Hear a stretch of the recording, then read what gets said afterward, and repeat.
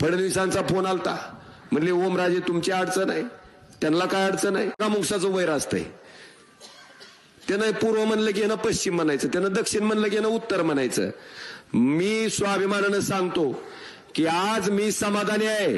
ह्यांच्या जागी जर असले बाजार बुनगे असते तर तवाच सुरत मार्गे पालती पडले असते गुवाहाटीला. ही बहादर आमदार तुमचा आहे, प्रामाणिक आहे, गरीब आहे पण प्रामाणिक आहे.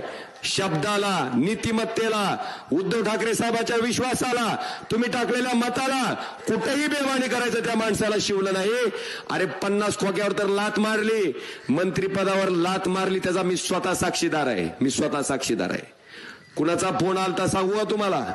फडणवीसांचा फोन आलता, म्हणले ओमराजे तुमची अडचण आहे, त्यांना काय अडचण आहे? म्हणलं माझ्या बाजूलाच बसतेत, बोला म्हणलं तुम्ही त्यांना.